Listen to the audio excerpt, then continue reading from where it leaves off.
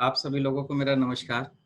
मैं doctor Deepak Sharma, Delhi homeopathic medical association का general secretary, आप सभी लोगों का स्वागत करता हूं दिल्ली होम्योपैथिक मेडिकल एसोसिएशन के इस वेबिनार सीरीज में। लॉकडाउन में हम लोगों ने वेबिनार सीरीज शुरू की और आज ये हमारा 26th वेबिनार है। डिफरेंट टॉपिक्स पे हमने बात करें, डिफरेंट स्पीकर से हम लोग मिले।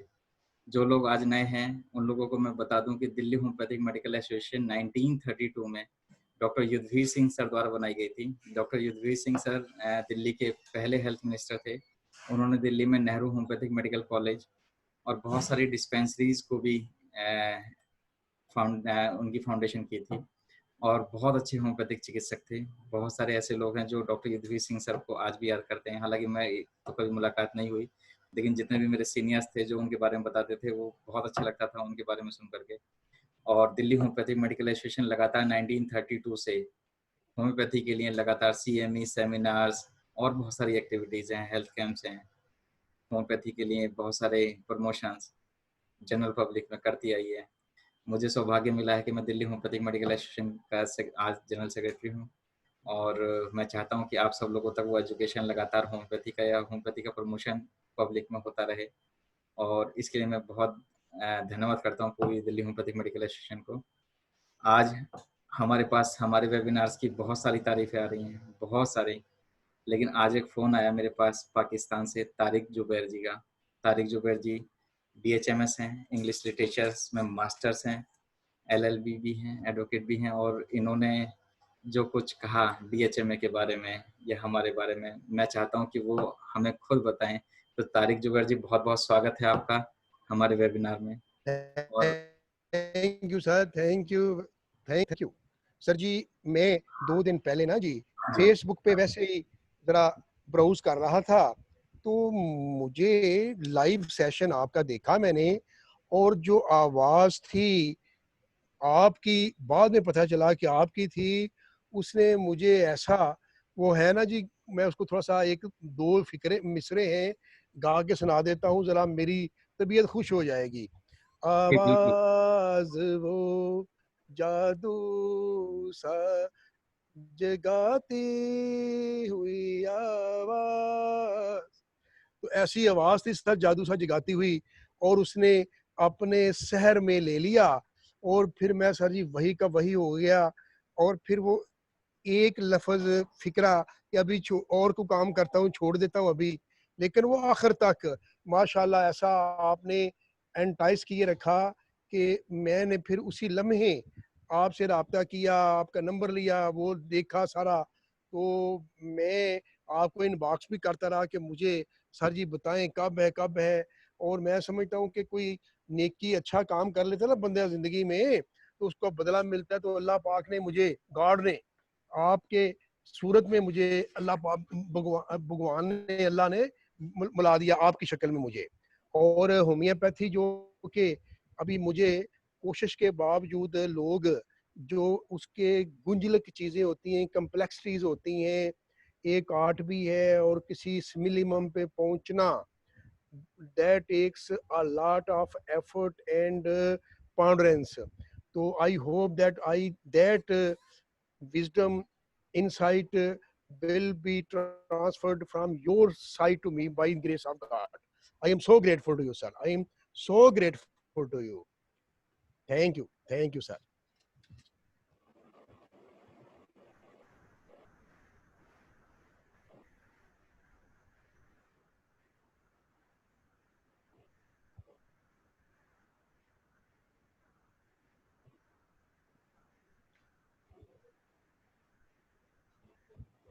का म्यूट है डॉक्टर दीपक। तो मैं बहुत बहुत धन्यवाद करता हूँ तारिक जी का Thank you, sir. कि वो आप हमारे साथ जुड़े, आपने समय Thank you. निकाला और आपने हमारे लेक्चर्स को इतना सराहा। तो बहुत बहुत शुक्रिया आपकी इन 2 लाइनों का। और Thank इसी you, के sir. साथ Thank हम अपना जो साइंटिफिक सेशन है वो शुरू करते हैं। आज का you. जो सेशन है वो बेसिकली इनफर्टिलिटी पे है, क्योंकि बहुत दिनों से मेरा मन था कि इनफर्टिलिटी पे मैं एक लेक्चर रखूं। हालांकि मैं खुद 2008 से PCOS पे काम कर रहा हूं, लेकिन इनफर्टिलिटी के लिए मेरे जो सीनियर हैं, मेरे कॉलेज से ही पास आउट हैं। मैं इनसे डायरेक्ट तो नहीं पढ़ा हूँ, लेकिन हाँ, इन्होंने जिन जूनियर्स को पढ़ाया हुआ मैं उनसे पढ़ा हूँ। और मैं समझ सकता हूँ कि बॉस इनफर्टिलिटी पे कितना अच्छा काम कर रहे हैं। मैंने इनके साथ लेक्चर्स भी लिए हैं, इनसे मुलाकात की है, इतने हंसमुख हैं और बहुत ही मतलब प्रसन्नचित्त आदमी हैं। मैं बॉस का बहुत बहुत स्वागत करता हूँ, doctor R K Singh ji का। Doctor R K Singh professor हैं और प्रोफेसर होने के साथ साथ एक अच्छे चिकित्सक भी हैं, क्योंकि ये जरूरी नहीं कि कोई टीचर हो तो अच्छे प्रैक्टिशनर हो और अच्छे प्रैक्टिशनर हो तो अच्छे टीचर हों, लेकिन ये टीचर और प्रैक्टिशनर दोनों ही एक साथ हैं। ये एडिटर हैं स्वास्थ्य काया के और फाउंडर हैं doctor R K Singh homeopathic infertility centre Lucknow में। तो डॉक्टर रविंदर सिंह सर, आपका स्वागत है।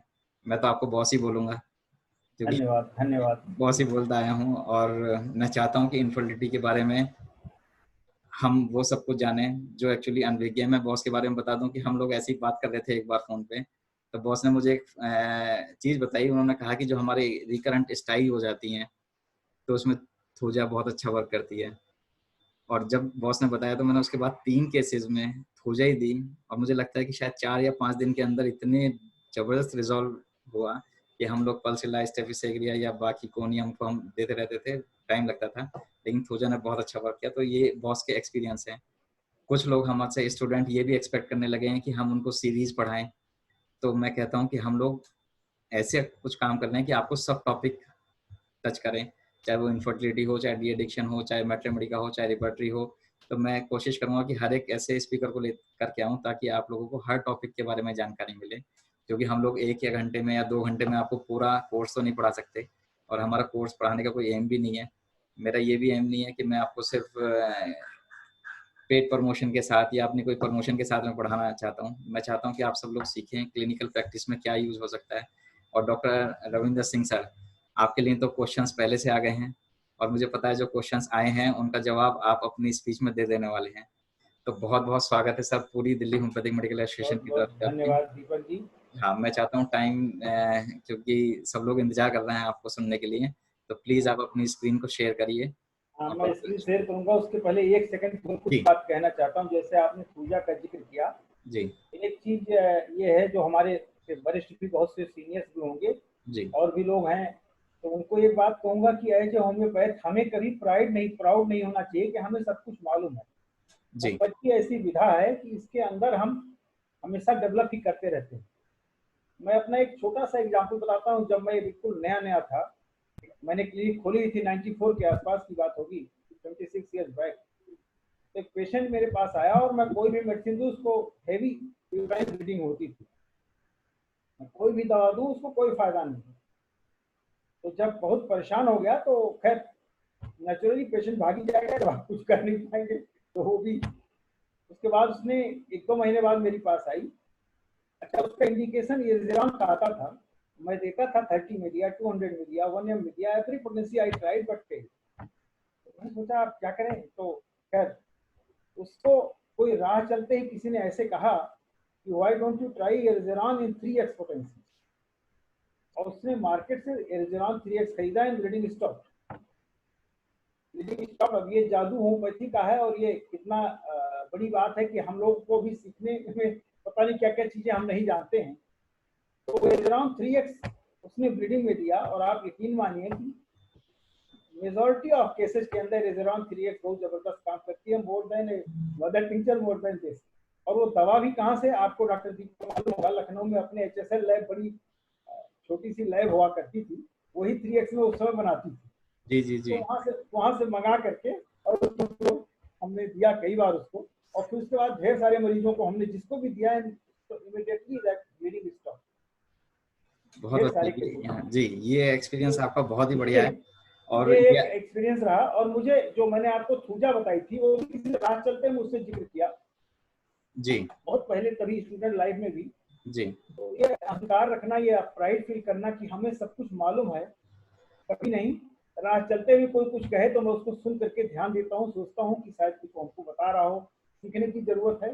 किसी को बेवकूफ समझना बेवकूफी है। जी बॉस, हमारा एम भी यही है कि सब लोग सीखें, सब लोग अपनी अपनी शेयरिंग्स करें। और ये जरूरी नहीं कि जो जितने भी बड़े स्टेज वाले लोग हैं सिर्फ वो ही अच्छा पढ़ा सकते हैं। नहीं आपको नहीं, कोई एक छोटा सा स्टूडेंट भी आकर के, मुझे तो लगता है कि मुझे जितने भी पढ़ाने वाले लोग हैं वो सब मेरे स्टूडेंट हैं। मेरे बिल्कुल स्टूडेंट ने मुझे सबसे ज्यादा पढ़ाया है। बिल्कुल। अब हम लोगों ने तो कंप्यूटर खरीदा तो उसको चलाना नहीं जानते थे। हमारे जमाने में कहाँ कंप्यूटर हुआ करता था, तो सब बच्चे जो आते थे उन्हीं से सीखते थे। जो हमारे पास स्टूडेंट्स आते थे कभी कोई मेडिसिन लेने कुछ करने, उनसे एक एक चीज हम लोग सीखते थे, तो समय था। जी ठीक है, हम लोग अब टॉपिक पे चलते हैं। जी प्लीज सर। फिर से कर रहा हूँ।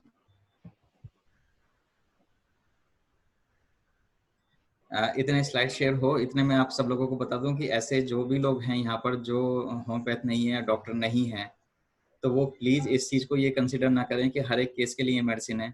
हम यहाँ पे कोई किसी टाइप का प्रिस्क्रिप्शन नहीं कर रहे हैं। हम आपसे अनुरोध करते हैं कि आप अपने डॉक्टर के पास जाएं, जो वो प्रिस्क्राइब करेंगे बस वही देना है। हमारा शो सिर्फ प्रमोशनल बेसिस है कि होम्योपैथी का प्रमोशन हो और होम्योपैथी के बारे में आप लोग जाने कि होम्योपैथी क्या कर सकती है। Thank you. जी सर। सबसे पहले तो हम लोग को ये समझना चाहिए, इनफर्टिलिटी एक्चुअल में ये एक डिजीज ही नहीं है, बल्कि एक सोशल स्टिग्मा भी इसके साथ अटैच्ड है। खासकर हमारे भारतीय समाज में, या जैसे हमारे पाकिस्तानी भाई यहाँ पर मौजूद हैं उनके समाज में भी।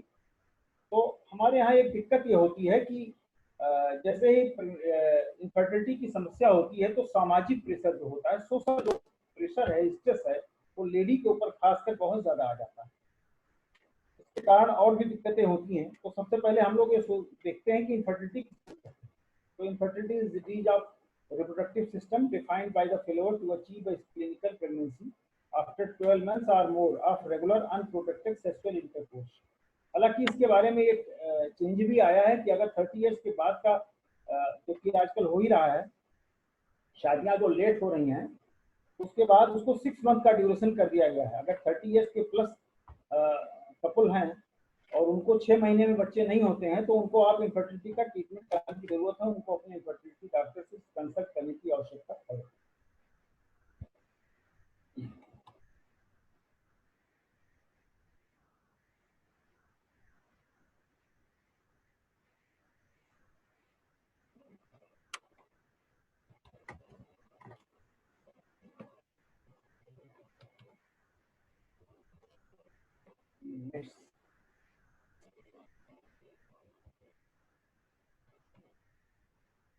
जहाँ पे आपकी स्लाइड खुली है यहाँ पे क्लिक करिए और फिर एरो की दबा दीजिए, जैसे नेक्स्ट करते हैं बिल्कुल वैसी हो जाएगी।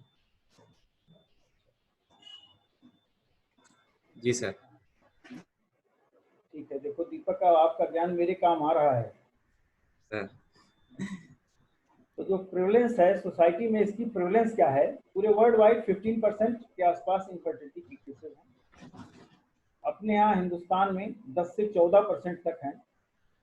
According to Indian society of for assisted reproduction की, ये लोग बताते हैं कि 10 से 14% तक हिंदुस्तान में है। हमारे उत्तर प्रदेश में ऑलमोस्ट 5% के आसपास माना जाता है कि है। इससे भी ज्यादा ये है कि मुश्किल है डाटा हमारे यहाँ जुटाना। हिंदुस्तान में जो डाटा कलेक्शन है वो काम बहुत कमजोर है। तो अगर देखा जाए रियली में, तो ये डाटा और भी बड़ा हो सकता है या वॉल्यूम और बड़ा हो सकता है। अब इनफर्टिलिटी जो हमारे यहाँ बढ़ रही है इंडिया में, वो बहुत ढेर सारे सोशल फैक्टर्स इसके पीछे हैं। जैसे कि लेट मैरिजेस होना, शादी आजकल, पहले जमाने में होती थी कि कम एज में शादियां हो जाती थी। फर्टिलिटी रेट आप जानते हैं 20 ईयर्स टू 35 लगातार ग्रेजुअली कम होती जाती है। तो क्या हो रहा है कि कैरियर के चक्कर में या कैरियर बनाने के चक्कर में लड़कियों की भी और लड़के भी, दोनों भी शादियां आप 30 प्लस में ही कर रहे हैं। पहले 20 प्लस में शादियां हो जाती थी, 20-21 में, तो फर्टिलिटी रेट बहुत अच्छा होता था। लेकिन जैसे जैसे आप टुवर्ड्स 35 जाते हैं, आपका फर्टिलिटी रेट गिरता चला जाता है।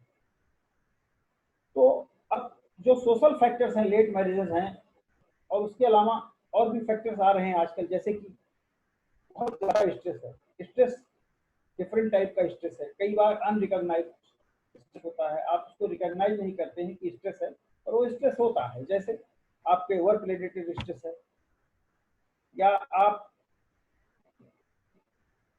फाइनेंशियल स्ट्रेस है, सोशल स्ट्रेस है, तमाम तरह के स्ट्रेस आजकल पाए जाते हैं। अगर आप आज की कंडीशन में, तो ट्रैफिक कंडीशंस हम अपने लखनऊ की बात ले लें, या आपके दिल्ली में तो है ही है, और भी शहरों में है, दुनिया के सारी जगह जहाँ ट्रैफिक है, आप थोड़ी दूर चले जाइए, अगर आपने 10 किलोमीटर गाड़ी चला ली तो आप उसी से स्ट्रेस में आ गए। इसके अलावा एनवायरमेंटल स्ट्रेस है ही है, पॉल्यूशन का स्ट्रेस है, दुनिया भर का शोर, नॉइज पॉल्यूशन, डिफरेंट टाइप के पॉल्यूशन भी एक स्ट्रेस का कारण बन रहे हैं। ये भी एक रीजन है जो स्ट्रेस बढ़ा रहा है, और इसके कारण भी इनफर्टिलिटी बढ़ रही है, क्योंकि हार्मोनल लेवल डिस्टर्ब हो रहा है। आप जानते हैं कि हार्मोन्स तो डिस्टर्ब होने ही है इस तरह से करने। बॉस आप प्लीज अपना जो माइक है वो थोड़ा पास में कर लीजिए, क्योंकि वॉइस चाहिए थोड़ा। अच्छा अच्छा, जी ठीक है ठीक। जी। अच्छा, आवाज कम जा रही है क्या? भाई अभी नया हूँ ना। अच्छा कोई बात नहीं, नहीं बॉस जी। अब आवाज ठीक जा रही है क्या? हाँ जी, अब ठीक है, फिर भी ठीक है पहले से। अच्छा ठीक है, यही पकड़े रखता हूँ, जी इसको पकड़ के रखता हूँ। Prevalence varies according to geographical and social setups. अलग अलग देशों में, अलग अलग सोसाइटीज में इसकी जो प्रेवलेंस है वो वेरी करती है। और ये पाया गया कि इनफर्टिलिटी रेट जो है अर्बन एरियाज में रूरल एरियाज से ज्यादा है। उसका एक रीजन और भी है जो दिखता है कि जो रूरल एरिया में है लोग कुछ ज्यादा ही मस्त है, तकलीफ कितनी भी है, कम रिसोर्सेज के अंदर भी वो लोग थोड़ा मस्त हैं। और अर्बन एरिया में आदमी बहुत ज्यादा स्ट्रेस में है। दुनिया के हर देश में ये समस्या होगी, जैसे तारिक जुबैर साहब भी पाकिस्तान से हैं तो उनके यहाँ भी होगी, और सभी जगह ये जो स्ट्रेस लेवल है वो भी ज्यादा है। और लाइफ स्टाइल के रीजन भी एक कारण है। अर्बन एरियाज और रूरल एरियाज का डिफरेंस है इंडिया में, तो इनफर्टिलिटी रेट जो अर्बन एरिया में है वो बहुत ज्यादा है in compare to rural areas. अब एक आम धारणा है कि जो लेडीज हैं या विमेन्स हैं, महिलाएं हैं, उनको हम इनफर्टिलिटी के लिए जिम्मेदार मान लेते हैं हमारे समाज में। क्या करते हैं, अगर कोई भी इनफर्टिलिटी है की प्रॉब्लम है, बच्चे नहीं हो रहे हैं, संतानहीनता या वांछपन की समस्या है, तो ऑलमोस्ट वो लेडी को ही सब झेलना पड़ता है। सोशल सारा प्रेशर, फैमिली प्रेशर, इवन कई केसेस के अंदर हस्बैंड का भी प्रेशर। ऐसे हमारे पास पेशेंट आए हैं कि जो सीधे सीधे अक्यूज करते हैं लेडी को कि वो रेस्पॉन्सिबल फॉर दिस थिंग, और उससे भी बुरी बात यह है कि साहब हम दूसरी शादी कर लेंगे। जबकि इसके उलट कंडीशन ये है कि infertility rate is 40% in females and almost 40% in males also, यानी both are equally responsible for this thing. ऐसा नहीं है कि केवल फीमेल को दोष दिया जा सके, दोनों में इसके रीजन हो सकते हैं। 40% reason in female and 40% reason in males. 10% में कंबाइंड काज है, यानी बोथ मेल एंड फीमेल में हैव द प्रॉब्लम। तो इसलिए अगर फीमेल को इसके लिए तकलीफ उठानी पड़ती है तो वो गलत है, क्योंकि दोनों में बराबर का परसेंटेज में ये तकलीफ है।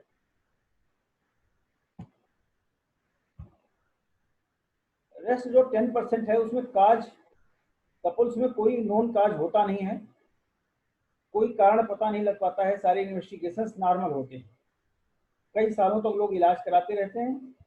और जैसा कि आप सब जानते हैं, ज्यादातर केसेस के अंदर ये होता है कि उनको तुरंत जब कुछ नहीं होता है तो IVF आजकल जगह जगह शहर शहर ढेरों से हैं, उनको वहां रेफर कर दिया जाता है। जैसा मैंने पहले भी कहा, contrary to common belief, males are equally responsible for infertility.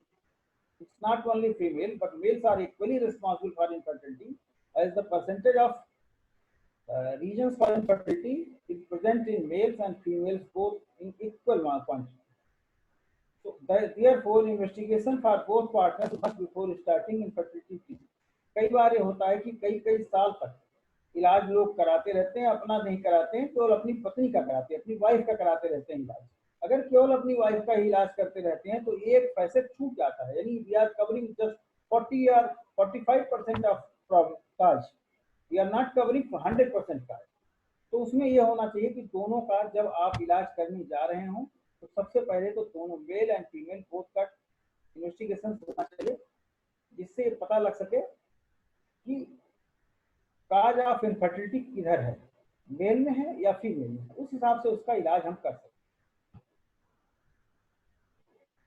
अब प्रश्न ये उठता है कि हमने काज पता कर लिया, पर रीजन क्या होते हैं। अगर कोई भी आपके पास आता है, अभी कोई इन्वेस्टिगेशन आपने नहीं किया है, और उसको ये जानना जरूरी है कि किस टाइप की इनफर्टिलिटी है। तो types of infertility mainly of two types. First is primary infertility Any woman who has never been pregnant is termed as case of primary infertility. कोई भी महिला, कोई भी स्त्री जो कभी भी प्रेग्नेंट ना हुई है, उसको हम प्राइमरी इनफर्टिलिटी की श्रेणी में रखते हैं। दूसरा का इसका है secondary infertility. Secondary infertility is the inability to become pregnant or to carry a baby to term after previously giving birth to a baby. ऐसे कपल्स, ऐसी लेडीज जिनके बच्चे तो हुए हैं, पहले लाइव बच्चा हुआ है, लेकिन दूसरा बच्चा उनको नहीं हो रहा है। ये बहुत ही कॉमन प्रॉब्लम, हमारे पास ढेरों केस इस तरह के हैं। ये समस्या बहुत कॉमन है कि जो इसके सेकेंडरी इनफर्टिलिटी के केसेस भी अपने यहाँ बहुत ज्यादा बढ़ रहे हैं और इसका ढेरों रीजन हो रहा है। एक सबसे बड़ा कारण हो गया है जो increase rate of caesarean section हो रहा है, इसके कारण ढेरों PID, blocked fallopian tube adhesions, these are common. Pelvic adhesions भी हो जाते हैं और उसके कारण जो इनफर्टिलिटी है वो बढ़ जाती है।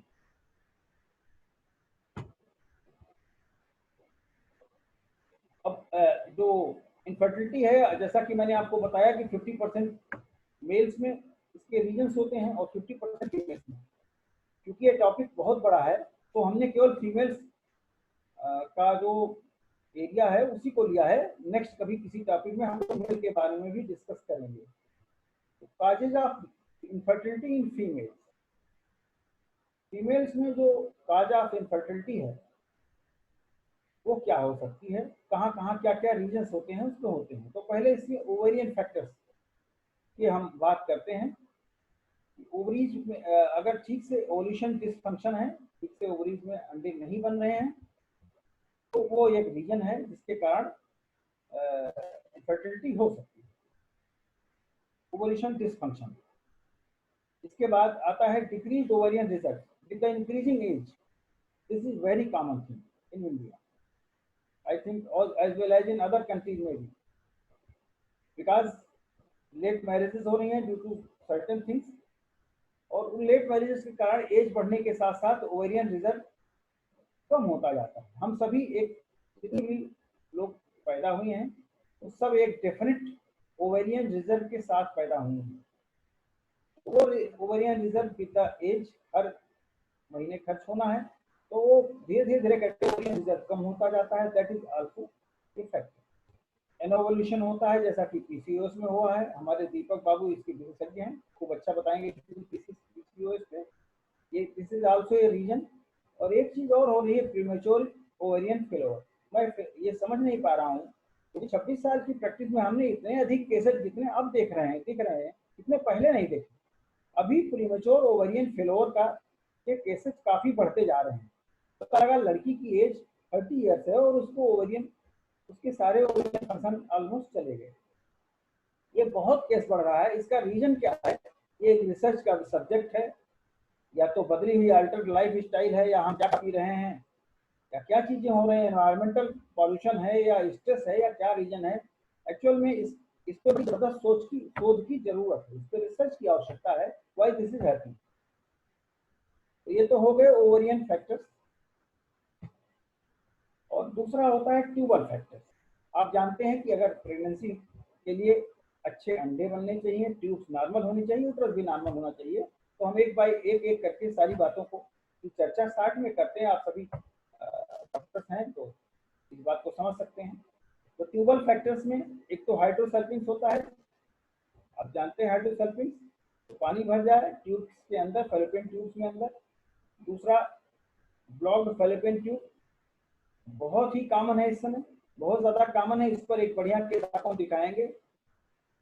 ब्लॉक्ड फैलोपियन ट्यूब बहुत कॉमन हो गया है आजकल, ये भी खूब हो रहा है लोगों को। और इसका जो थेरेपी है वो बड़ा अजब गजब है, उस पर आगे बात करेंगे। किसी भी तरह का डैमेज हो जाए, damage fallopian tube due to surgery और एनी सॉर्ट ऑफ इन्फेक्शन। तो आप जानते हैं कि जो फैलोपियन ट्यूब है उसके अंदर सीलिया होता है। अगर वो नष्ट हो जाता है या उसकी शेप में कोई चेंजेस आते हैं या फैलोपियन ट्यूब कहीं से ऑब्लिटरेटेड होती है, तो in that case there is no possibility of getting pregnant. So this is the reason. These are the tubal factors: hydrosulfins, blocked fallopian tube, damaged fallopian tube due to any surgery, or infection, any sort of distortion in the fallopian tube results into infertility, as ovum cannot meet the sperm.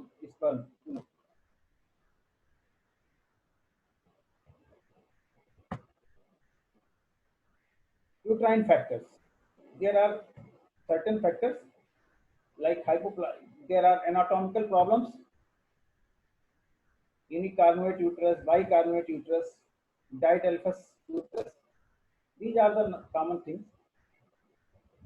Hypoplastic uterus, uterus का अच्छे से विकसित ना होना, developed ना होना, that is also a problem, and that contributes to infertility. Fibroid is also a very common region which is going on. बहुत ज्यादा इस समय फाइब्रॉइड की प्रॉब्लम्स पाई जाती हैं, खासकर अगर इंट्राल्यूमिनल है यानी pointed towards the uterine cavity, तो वो भी एक रीजन है. Endometriosis is also a region. I forgot to mention it here, but I just remembered it. So that is also a reason for infertility.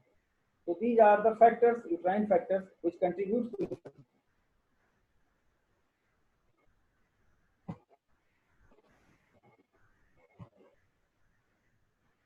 Now coming to the last, cervical factors.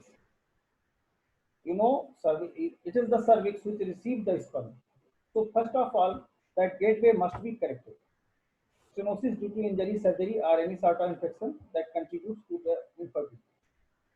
Cervical mucus is not of right consistency, you know, under the hormonal influence, the cervical plug, which is mucus, becomes thin and it permits sperm to enter into the uterine cavity. But sometimes there is, due to hormonal disturbances and other causes, it is not of right consistency and it contributes to infertility. Second thing, cervical, it may have sperm antibodies in the mucus. Mucus के अंदर कभी कभी sperm antibodies होती हैं जो ग्रंथि के अंतर्गत आती हैं, और ये मानना ये जबरदस्त एक चीज है. अगर स्पर्म एंटीबॉडीज बन रही हैं तो अपनी होम्योपैथी से बढ़िया तो कुछ हो ही नहीं सकता. आप समझते हैं इस चीज को, बहुत ही बढ़िया हो सकता है. ऑटो इम्यून डिजीज है ये और बहुत अच्छा काम करता है. This is also a reason which contribute to infection. अब 10% केसेस ऐसे होते हैं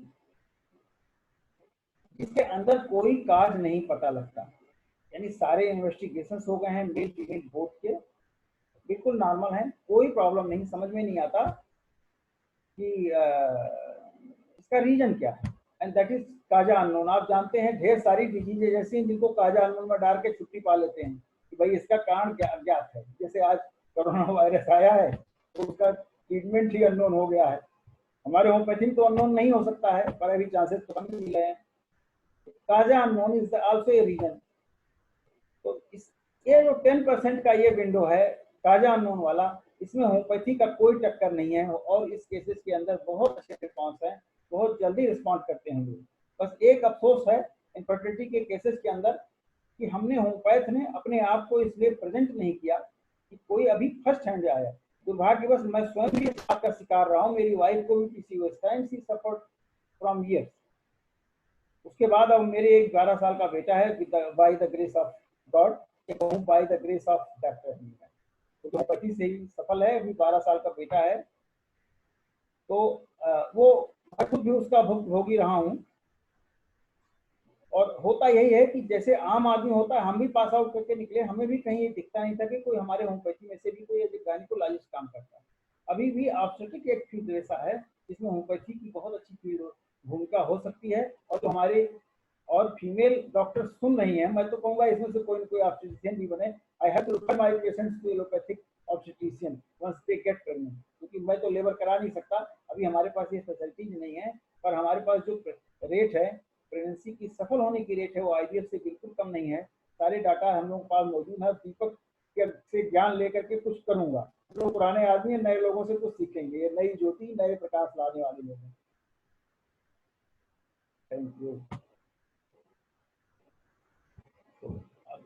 दूसरी स्लाइड करते हैं. दीपक दूसरी स्लाइड पर कैसे जाएंगे, इससे इनवाइट करेंगे. वीडियो स्लाइड है बस. नो वीडियो स्लाइड नहीं, अब केसेस वाली स्लाइड खोलना चाहता हूँ. अच्छा, तो आप दोबारा से इसके पावर पॉइंट खोलिए ना, दूसरी वाली भी. क्या करूं? वो पावर पॉइंट खुली हुई है ना केसेस वाली, ओपन है। इसको छोटा पहले करें इसको। हाँ जी, आप जी हाँ, पावर पॉइंट खुली है, ठीक है। जी, अब दोबारा से शेयर करिए और दूसरी वाली पावर पॉइंट पर क्लिक कर लीजिए।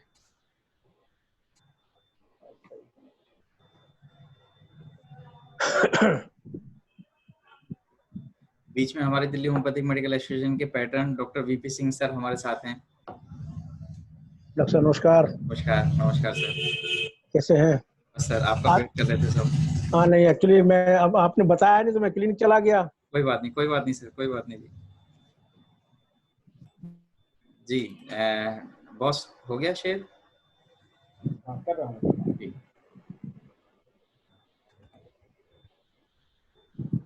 ये एक केस है, ब्लॉक फैलोपियन ट्यूब का केस है। जी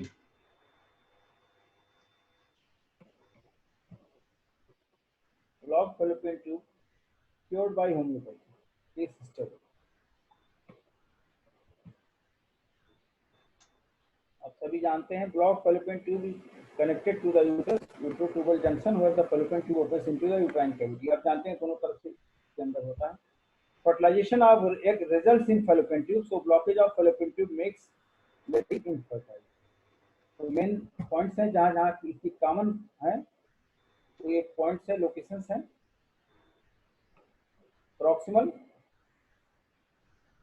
और मिड सेगमेंट, डिस्टल सेगमेंट, ये 3 सेगमेंट्स हैं जहाँ पे सबसे ज्यादा ये पाई जाती हैं ब्लॉकेज। बॉस आपकी स्क्रीन शेयर नहीं हुई अभी। अभी नहीं हुई? नहीं सर। क्या गड़बड़ हो रहा है भाई? अच्छा तो 32, अच्छा मेरे पे तो दिख रही है स्क्रीन से, क्या गड़बड़ हो रहा है?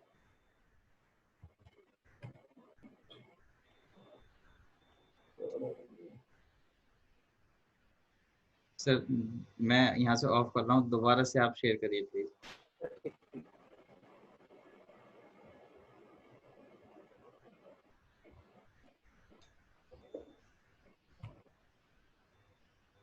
करिए आप बिल्कुल जी।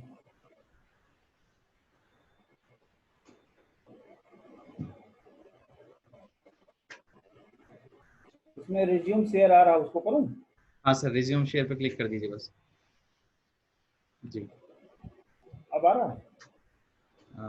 अभी नहीं आया सर।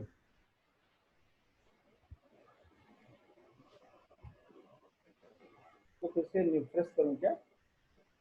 सर मैंने यहाँ से अपनी तरफ से स्टॉप कर दिया, दोबारा से एक बार शेयर करिए। अच्छा तो पहले शेयर पे जाऊँ फिर उस पे जाऊँ? हाँ जी, हाँ पावर जी पॉइंट। जी। शेयर पे जाने के बाद जो विंडो खुलेगी उसमें डबल क्लिक कर दीजिए। अब आपको दिख रही है? सर शेयरिंग स्टार्ट तो हुई है लेकिन अभी पावर पॉइंट नहीं आई।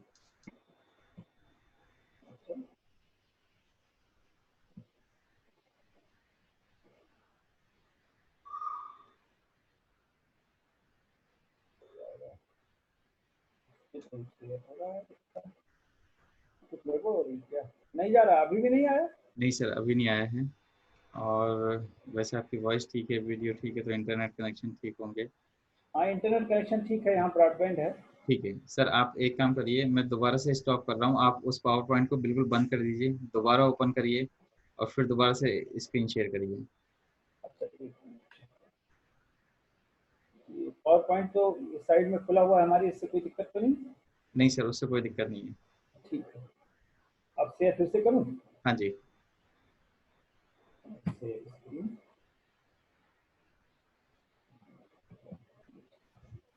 अब आया या नहीं? सर यहाँ पे मैसेज आ रहा है you have started screen sharing, but हमारे पास पावर पॉइंट नहीं आ रही है।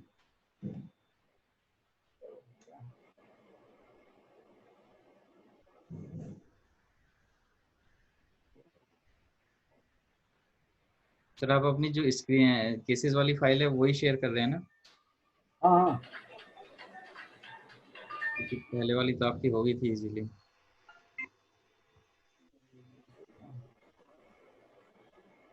एक बार ऑल टुगेदर बंद करके फिर से शुरू करें क्या? है जी। नहीं, लिखा है स्टॉप शेयर करके फिर से करूँ क्या? हाँ सर, यही करना पड़ सकता है बस। स्टॉप शेयर, उसके बाद दोबारा स्क्रीन शेयर। आपकी वो पावर पॉइंट ओपन है, आपको दिखाई दे? ओपन है मेरी, इसके बैकग्राउंड में ओपन है, उसको बंद कर दूं क्या एक बार? हाँ सर, उसको बंद करके एक बार दोबारा से ओपन कर लीजिए। ठीक ठीक है।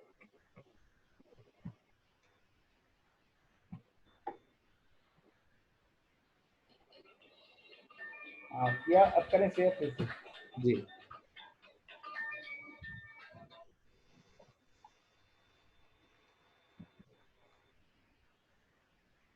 अभी आ रहा है या नहीं? नहीं सर, बस ये लिखा रहा है कि स्टार्टिंग स्क्रीन शेयरिंग।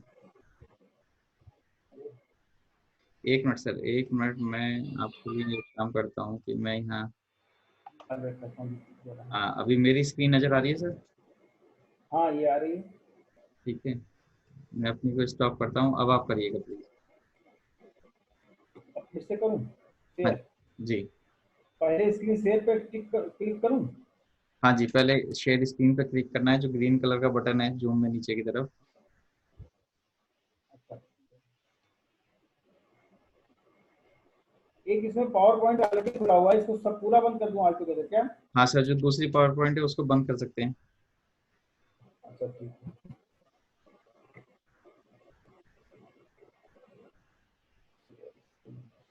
अब ये मुझे लेना पड़ेगा ना। ठीक है।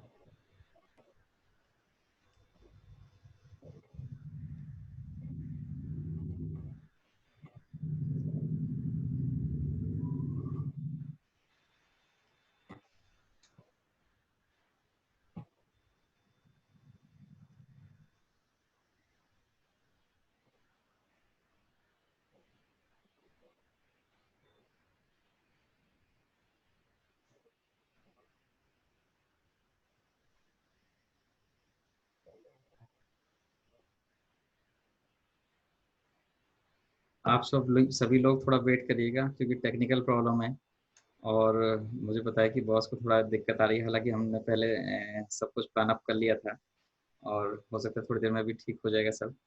और मैं चाहता हूँ क्योंकि जो बॉस के केसेस हैं वो बहुत परफेक्ट हैं, और इनकी सबसे अच्छी बात है कि जो ट्रीटमेंट ये करते हैं वही आपको बताएंगे। ऐसा नहीं है कि आपको ये बता दें कि मैंने ये दवाई दी और ठीक हो गया, उसका रीजन और जो क्वेश्चंस हैं उस पर भी हम लोग अभी बात करेंगे। एक सबसे अच्छा क्वेश्चन आया ट्यूबरक्लोसिस के ऊपर, डॉक्टर अशोक मदान का, जो स्विट्जरलैंड से हैं। इन्होंने ट्यूबरक्लोसिस के बारे में पूछा है, तो मैं वो भी शेयर करेंगे, मैं और बॉस दोनों एक साथ मिल करके। थोड़ा सा पीसीओएस के बारे में बता दूं, जैसा बॉस कह रहे थे कि पीसीओएस बहुत इमर्जिंग टॉपिक है और इनफर्टिलिटी का सबसे बड़ा बिगेस्ट कॉज है। तो पीसीओएस एक कॉम्प्लेक्स है, ये जरूरी नहीं एक छोटी सी ओवरी का दोष हो, क्योंकि जो दोष है वो पूरे 7 हार्मोन्स का मिलकर के है, जिसमें से 4 हार्मोन ब्रेन से रिलीज होते हैं। तो हमें सिर्फ एक ओवरी की तरफ ध्यान नहीं देना है, हमें सिर्फ एक यूट्रस की तरफ ध्यान नहीं देना है, हमें पूरे सिस्टम पे काम करना होता है। और ये तो अच्छा है कि हम सब लोग होम्योपैथ हैं, तो हम लोग होलिस्टिक अप्रोच लेकर के चलते हैं और पूरी बॉडी को ट्रीट करने की कोशिश करते हैं, इसीलिए शायद हमारे केसेस जल्दी ठीक हो जाते हैं। और इनफर्टिलिटी में मैंने जो देखा है, जो बॉस ने शुरुआत में भी कहा कि मेल आर इक्वली रिस्पॉन्सिबल, तो मेरे बहुत सारे केसेस ऐसे ही ठीक हुए जहाँ पे हमने सिर्फ मेल्स को ट्रीटमेंट दिया, फीमेल को ट्रीटमेंट देने की जरूरत ही नहीं पड़ी। और ऐसे भी केसेस आए जिसमें फीमेल को इतनी ज़्यादा सफरिंग हुई, उनके आईवीएफ भी हुए, उनके बहुत सारे ट्रीटमेंट हुए, उनको इंजेक्शंस भी लगे हार्मोन्स के अलग अलग टाइप के, उनको इतनी सारी सफरिंग्स हुई, लेकिन अल्टीमेटली प्रॉब्लम जो आई वो मेल्स में आई। अभी भी रनिंग केसेस हैं जहाँ पे मेल्स में बहुत प्रॉब्लम है, और 3-3 4-4 बार आईवीएफ करा करके लोग परेशान होते हैं। और सबसे ज़्यादा जो सफरिंग्स हैं वो फीमेल को झेलनी पड़ती है, वो चाहे मेंटली हो चाहे फिजिकली हो। तो ये सोशल स्टिग्मा है बहुत बड़ा, इस पे हम सब लोगों को सोच करके काम करना चाहिए और एक साथ काम करना चाहिए। जी सर, अब शेयरिंग हो गई। हो गई? हाँ जी सर, इसको फुल स्क्रीन कर लीजिए F5 से। इस, अच्छा ठीक है।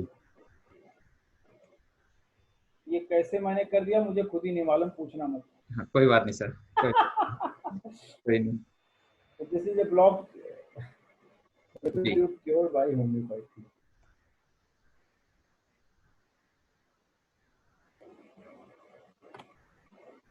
Fallopian tubes connects to the uterus at the uterotubal junction where the fallopian tubes open into the uterine cavity.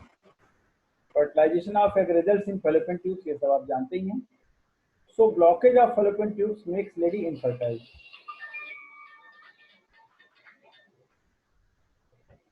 तो दिस इज द रीजन, ये बहुत कॉमन है।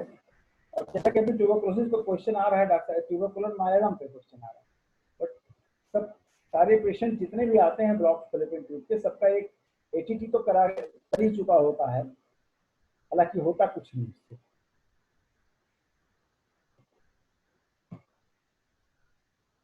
लोकेशन, कॉमन लोकेशंस हैं फैलोपियन ट्यूब्स की जहाँ पे ब्लॉकेज होता है। These are the common location, 3 main location, proximal, mid segment and distal, ये 3 मेन सेगमेंट्स हैं।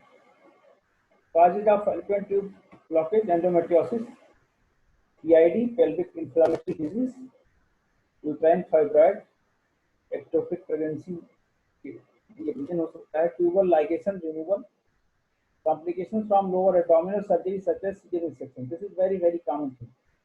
Genital tuberculosis common in India, ये बहुत ही कॉमन है हिंदुस्तान में, और ऑलमोस्ट जितने लोग आते हैं सबका टीबी गोल्ड पॉजिटिव रहता है। उनको एटीटी लोग चलाते भी हैं, पर रिस्पांस के नाम पर ट्यूब कभी खुलती नहीं है, मैंने देखा नहीं। हो सकता है कभी खुलती हो, पर हमारे पास तो जो आते हैं उसमें से ज़्यादातर लोगों की एटीटी कराए हुए होते हैं ट्रीटमेंट। हाइड्रोट्यूबेशन एटीटी ये रूल है सबका है।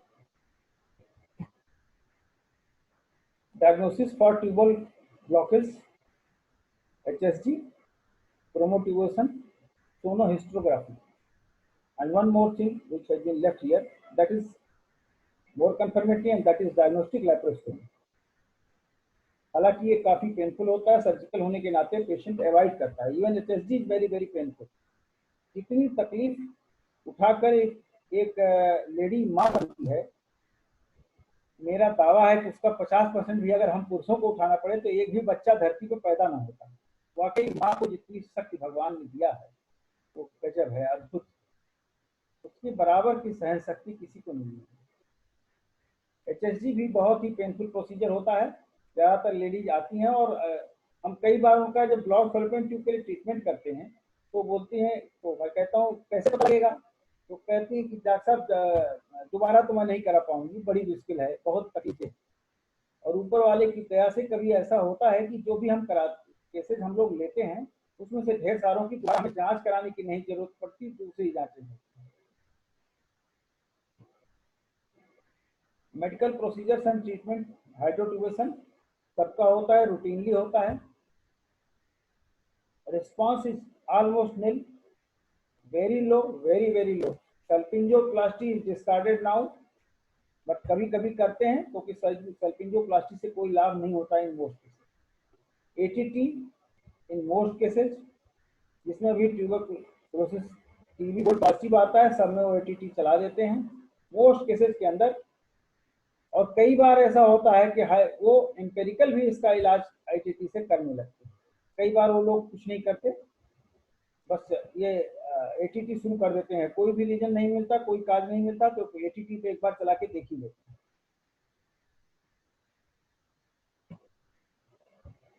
Most preferred advice by gynaecologist, ज़्यादातर केसेस के अंदर जो आईवीएफ हैं वो उनको यही बताते हैं कि साहब गो फॉर आईवीएफ। सारे गायनेकोलॉजिस्ट की यही राय रहती है, गो फॉर आईवीएफ। आईवीएफ ही एकमात्र रास्ता उनके लिए रहता है। And IVF is so painful, आप जानते होंगे कि आईवीएफ इज वेरी पेनफुल, काफी तकलीफ दे, काफी खर्च का, काफी फाइनेंशियली एक बर्डन देने वाला, मेंटली बहुत तकलीफ, फिजिकली बहुत तकलीफ, महीनों तक तो इसके लगने वाले इंजेक्शन की तकलीफ बनी। ये केस है, एक बिजनेस फैमिली की ये लड़की है और उनके घर वालों ने कहा भी कि आईवीएफ करवा लो, बस उसने कहा नहीं मैं आईवीएफ नहीं कराऊंगी, पहले मैं होम्योपैथी ट्राई करूंगी, अगर होम्योपैथी से कुछ नहीं होता है तो देखूंगी क्या करना है, मैं आईवीएफ नहीं कराऊंगी। तो she came to me, aged about 34 years, and she is married 6 years back and reported for the treatment of infertility. Couple wanted it. She was advised for IVF by gynecologist. As her health हो गया है, her SSG revealed bilateral fallopian tube blockage. Bilaterally जो tube था वो blocked था, fallopian tube was blocked. All other tests were normal. Husband normal to sperm. ये बहुत important point है। अगर हम हस्बैंड को छोड़ देते हैं और पता लगा हमने केवल बायलैटरली जो ब्लॉक फैलोपियन ट्यूब है उसका इलाज करना शुरू किया, तो फिर अगर ट्यूब खुल भी जाती है तो हमें सफलता नहीं मिलती।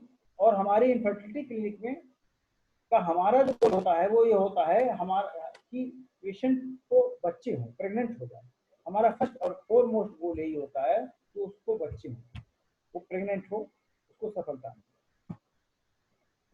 ये उसकी केस है, ये उनका एक HSG की रिपोर्ट है। बायलैटरली ब्लॉक्ड फैलोपियन ट्यूब इसमें लिखा हुआ है clear cut, bilaterally blocked fallopian tube. ये इसका एक्सरे है, आप देख सकते हैं tubes are blocked both side से, कोई जो पास नहीं हो रहा है कहीं से भी। और ये हमारे लखनऊ की बहुत मशहूर IVF स्पेशलिस्ट हैं, बहुत अच्छे डॉक्टर हैं, and she advise her to go for IVF, bilaterally blocked tube, and she was advised to go for IVF. She was advised to go for IVF, and she came to homotherapy. This is the rubric taken for the repatriation after thorough case taking. Mind offended easily, very sensitive, brooding, anxiety about health. Consolation aggravates, irritability, eating ameliorates. Generality, winter aggravates, sleeping, morning, eating after. Sleeps on right side, perspiration, scanty sweat, chilliness in leg. This was the repatriation chart. It was done with the Hoover software. I used it with the help of Kane Silver. Ignacia 10M was given 3 doses on 13th to 2017. 3 doses once in a month. Phenomenon 3x1 tabs thrice a day for a month. It was given. First follow-up dated 23rd, एक महीने बाद हुआ। Patient reported feeling better, क्योंकि हम कोई ऐसे symptoms तो पा नहीं सकते, ऐसी कोई चीज नहीं हो सकती, ऐसा कोई इन्वेस्टिगेशन या ऐसा कोई मेजर नहीं है जिसपे हम ये देख सकें कि क्या हुआ। तो तीनों feeling better and relaxed, we gave thiocyanamide 3x1 tabs twice a day for 1 month, CPR 31 dose daily for 30 days. हमने जो भी किया है आपको वही बताने की कोशिश कर रहे हैं। बाकी प्रिंसिपल पे सही या गलत उतरता है इसका निर्णय विद्वान लोग करेंगे, लेकिन जो केस है, जो रिजल्ट है वो आप। As she was feeling better, तो हमारे इसलिए हमने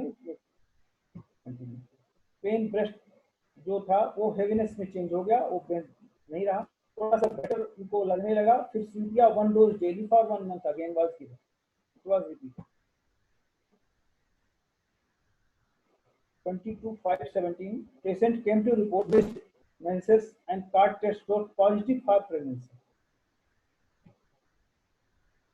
He was advised to go for laboratory test where pregnancy positive came. It was positive. Patient was sent for gynecologist obstetrician for ANC.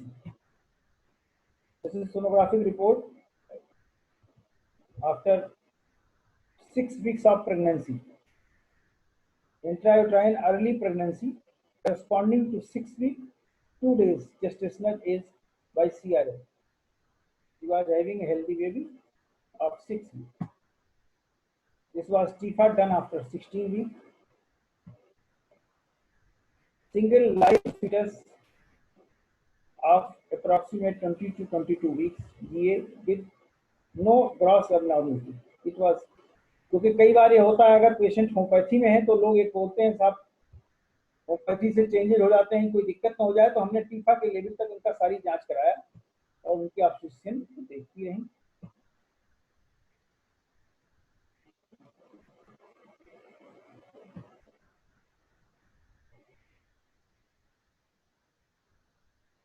तो इससे ये हम कह सकते हैं कि अगर हम होम्योपैथी ब्लॉक्ड फैलोपियन ट्यूब के केसेज में थे जिसमें ज्यादातर लोगों को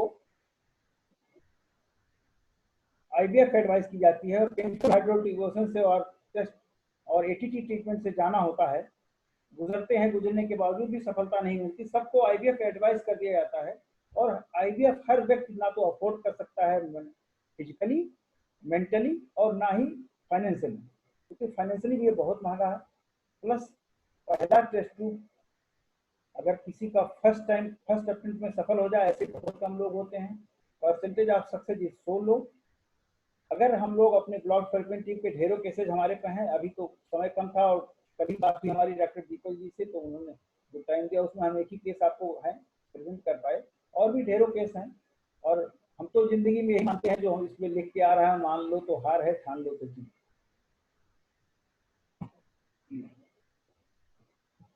थैंक यू।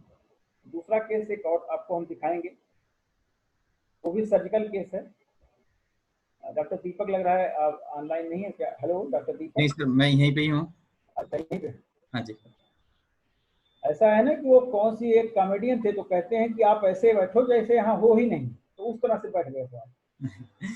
नहीं, वो मैं जरा दूसरा काम कर रहा था, वो भी अच्छा, ये जरूरी है। ठीक है, सारे काम चले। अब इस नेक्स्ट साइड खोलना है डियर। जी, स्टॉप शेयरिंग करके जो दूसरा स्लाइड है वो ओपन कर सकते हैं। अच्छा ठीक है। अब तुम हमारी जो है, मतलब क्या कहते हैं, फिर से तुमसे सीखना पड़ेगा गुरु सब कुछ। नहीं सर। सीखूंगा बाबू, क्यों नहीं। तुम भी तो हमारे बच्चे ही हो। जी सर, बिल्कुल बिल्कुल।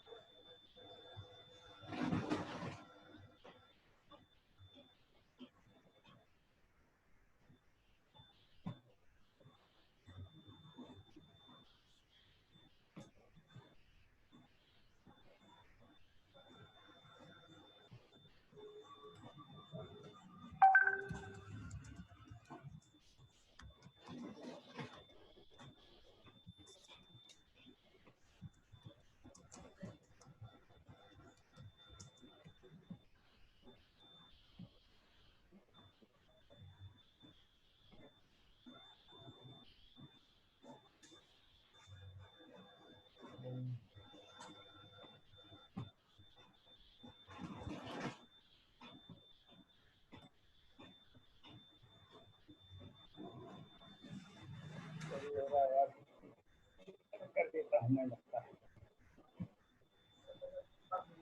Sharing has failed to start, Windows is selected in very, ये लिख के आ रहा है डॉक्टर दीपक। क्या लिखे आ रहा है बस?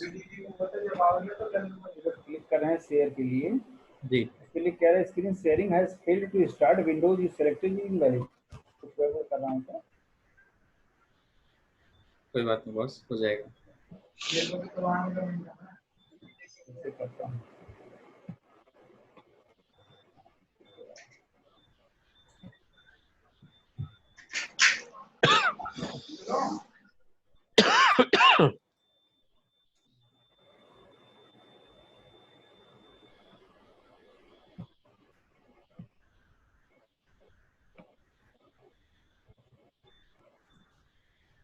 डॉक्टर दीपक एक बार जरा फिर से बताइए क्या करूँ। जी सर, आपने जो अभी केस प्रेजेंट करना है उसकी पावर पॉइंट खोल लिए, ओपन कर ली।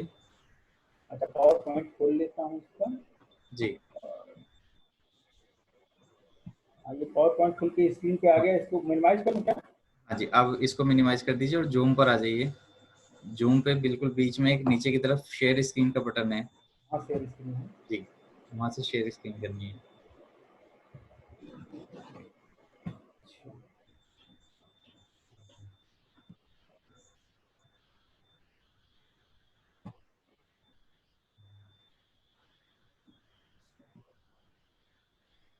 जब तक बॉस क्या आ गया? हाँ सर, आ गया, बहुत अच्छे। थैंक यू, जी थैंक यू। अभी हम लोगों ने वही केस लिए हैं जो कि जहाँ पर चिकित्सा विज्ञान का जो आधुनिक मॉडर्न साइंस, मेडिकल साइंस जिसको कहते हैं, जिसमें वो हाथ कर देते हैं, जी वो जी मैं आपको दिखा रहा हूँ। जी sir. Case of Asherman syndrome. जी, ये इसको असरमैन सर सिंड्रोम का केस है। फुल स्क्रीन कर लीजिए सर, F5 प्रेस करके। अच्छा, एक मिनट करता हूँ।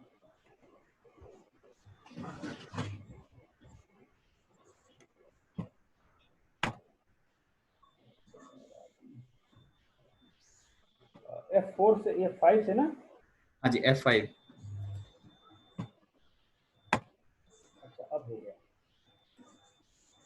This is the case of Asherman syndrome cured with homeopathy. इसके अंदर एक लेडी थी, और वो दोनों लोग हस्बैंड वाइफ एडवोकेट थे। तो उन्होंने क्या है केजीएमसी में अपना कराया जांच, उसमें पाया कि उनकी जो यूट्रस है वो पूरी तरह से आपस में चिपक गई है, उसमें नट जैसा बन गया। अभी आपको आगे बताएंगे, उसी का केस ये है। फिलहाल असरमैन सिंड्रोम के बारे में कुछ बात करते हैं। Asherman syndrome is an uncommon acquired gynecological disorder named after Israeli gynecologist Joseph Asherman. Bands of scar tissue, fibrous tissue inside uterus and endocervix, ये होता है characteristics of Asherman syndrome में। Usually secondary to intrauterine surgery or infection. कई बार abortion होता है, कई बार दूसरी surgery होती है infection के कारण। There is scar tissue inside the uterus, fibrous tissue, and that makes the reason for infertility.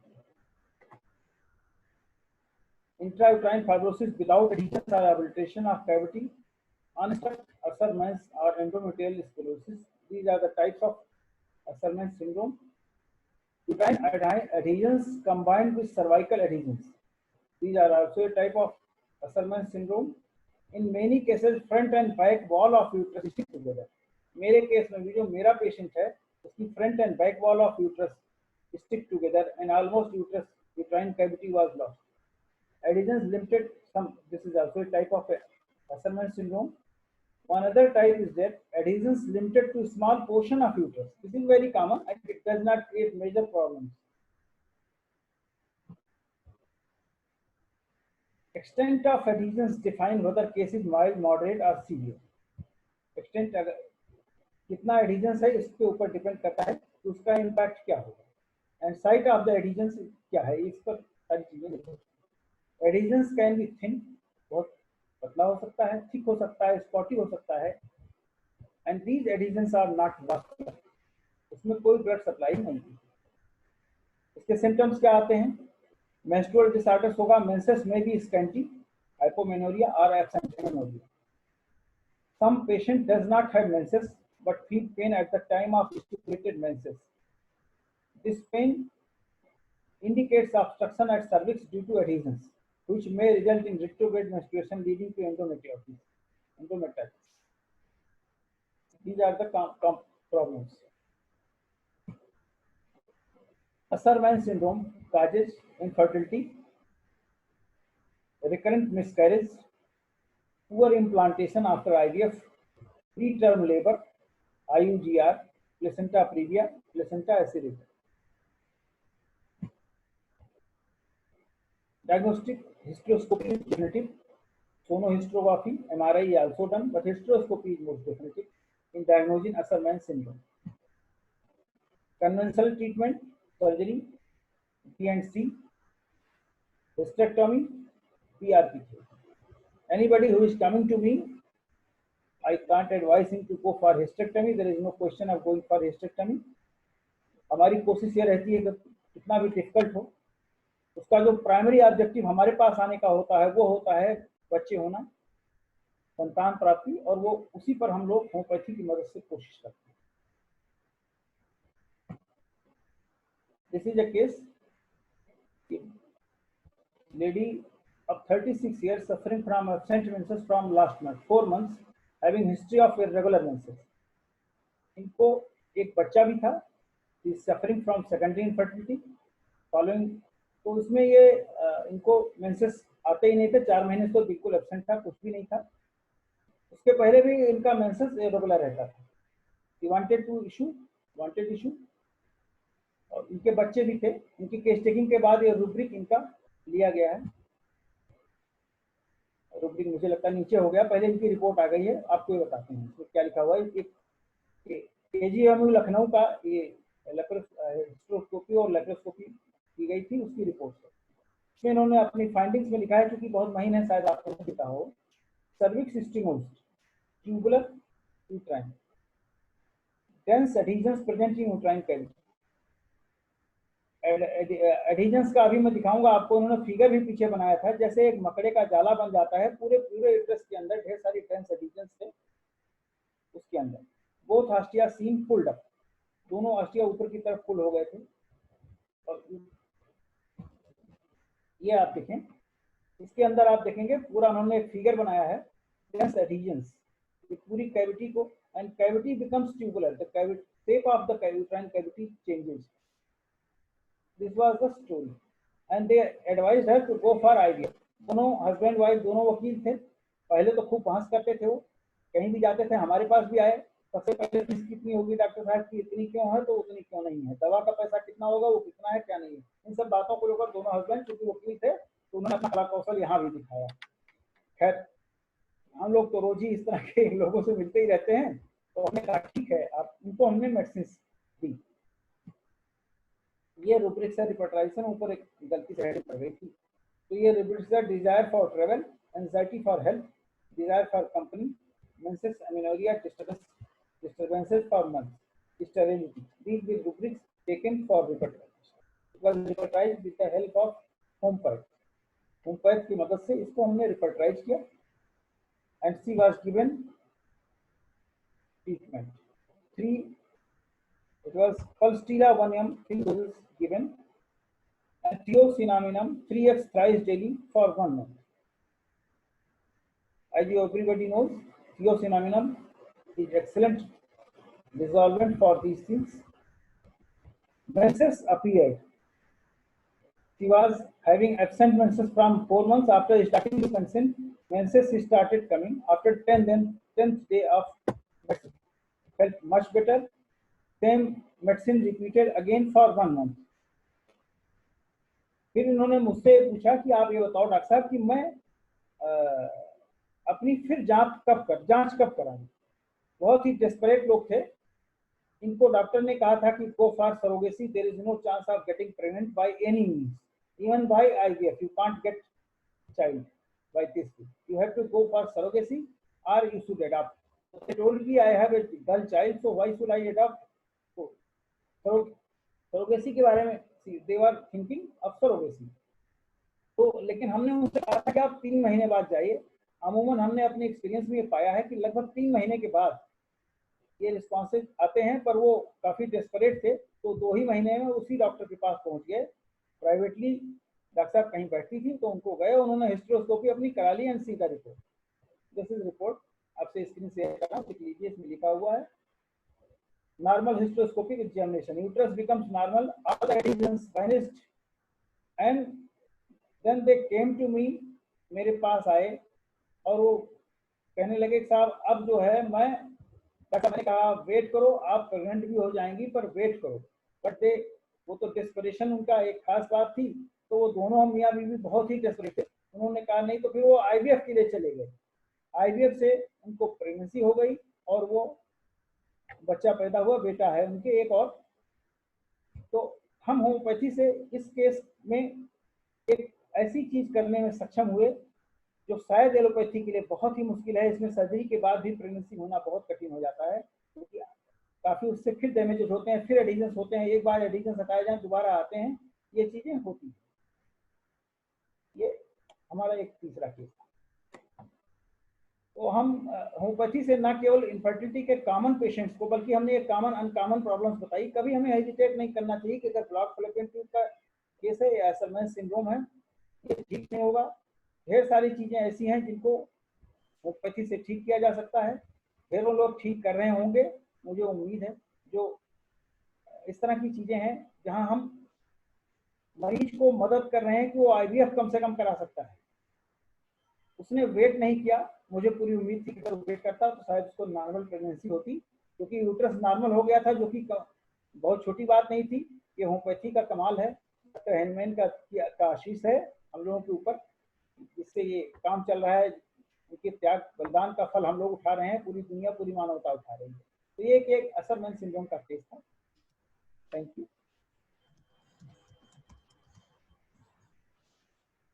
Thank you sir. ये 2 केसेस थे दीपक जी, फिर कभी कुछ और भी केसेस होगा. ये दोनों मुझे लगते थे कि हम लोगों में से हम सब कहीं ना कहीं इसको छोड़ ही देते हैं, सोचते हैं यार ये तो बहुत ही सर्जिकल केस है. तो मेरा उद्देश्य ये था कि नॉर्मल केसेस तो हम सब लोग करेंगे ही, सभी करते हैं, सबके पास हैं. तो कुछ ऐसे केसेस भी हम और सब लोगों के पास भी इस तरह के अच्छे केसेस होंगे ही. तो सर्जरी जहाँ जिसको सर्जिकल इंटरवेंशन की आवश्यकता है या जिस पे हाथ खड़े कर देते हैं जी। आईवीएफ का सक्सेस रेट क्या है जो क्लेम किया जाता है वो आप जानते हैं। फेल्ड टेस्ट ट्यूब के ढेरों केसेज अपने पास होम्योपैथी से सफल होते हैं और भी बहुत ढेर सारे हैं, फिर कभी के बारे में बात हुई। आप सभी का बहुत बहुत धन्यवाद। Thank you sir, thank you so much. अब मैं आप सब लोगों को बता दूं कि बॉस ने इतना अच्छी जानकारी दी इनफर्टिलिटी के बारे में, उन्होंने केसेस भी दिखाए। कल हम सभी लोग को सुनेंगे डॉक्टर निरंजन नायक सर को, जो डायरेक्टर हैं surgical oncology and robotic onco surgery के Fortis Memorial Research Institute Gurugram से। ये हमें कॉमन चीज़ें बताएंगे कैंसर के बारे में।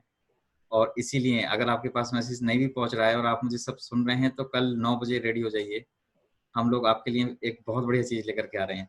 सो बहुत बहुत धन्यवाद doctor R K Singh boss, आपने इतनी ब्यूटीफुली तरीके से इतने सारे। सर हमारा काम है, मैं चाहता हूं कि आप सब लोग जो भी ऐसे हैं जो अच्छा काम कर रहे हैं वो हमारे प्लेटफॉर्म पे आएं और सब लोगों को इसके बारे में पता लगे। अब मैं चाहता हूं कि जो क्वेश्चंस का सिलसिला है वो जारी करते हैं। और जो मेरे पास सबसे पहला क्वेश्चन आया था डॉक्टर अशोक मदान का, जो स्विट्जरलैंड से हैं। इन्होंने हमसे पूछा था कि जो ट्यूबरकुलोसिस है ये एलोपैथी के बाद ट्रीट हो जाती है, उसके बाद भी ट्यूबरकुलर म्याज रह जाता है और उससे कुछ फैलोपियन ट्यूब ब्लॉक होने के कोई चांसेस हैं? अगर ट्रीटमेंट पूरा हो जाए तो अगर वो पूछना चाहते हैं कि अगर ट्यूबरकुलोसिस का किसी ने एलोपैथी के लिए ट्रीटमेंट पूरा ले लिया है तो उसके बाद भी कोई चांसेस हैं उस म्याद को क्योर करने के या उस ओवेरियन जो फैलोपियन ट्यूब से उनको ब्लॉकेज को रोकने के लिए?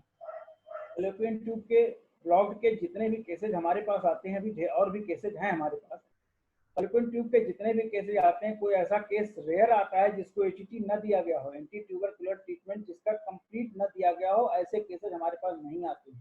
ज़्यादातर केसेज वही होते हैं जो एंटी ट्यूबरकुलर ट्रीटमेंट ले चुके होते हैं, उसके बावजूद जो इंडिकेटेड होम्योपैथी है, होम्योपैथिक मेडिसिन है, वो काम करती है और फैलोपियन ट्यूब ओपन हो जाती है, प्रेगनेंसी हो जाती है जी। तो ऐसा कोई फर्क नहीं पड़ता कि उसने एटीटी लिया है या नहीं लिया है। अगर एटीटी लिया भी है तो भी ट्यूब बहुत कम लोगों की खुलती है और जिनकी नहीं खुलती है हम लोग उन्हीं को डील कर रहे होते हैं, क्योंकि दुर्भाग्यवश वो फर्स्ट हैंड होम्योपैथी में नहीं आता है। जब एक बहुत बहुमूल्य टाइम होता है, जब कम एज होती है लोगों की, जब कम एज होती है, जब हम ज्यादा फायदा दे सकते हैं, फर्टिलिटी रेट ज्यादा होती है, आप जानते हो डॉक्टर दीपक, तो उस केस के अंदर लोग कम आते हैं। जब सब कुछ खत्म हो चुका होता तब हमारे पास आते हैं और हम उसमें से कुछ लोगों को, हम ये कहना ठीक नहीं है, ये तो गलत बात होगी, ऊपर की ईश्वर की दया से हम उसमें से कुछ केसेस को सफल करा पाते हैं।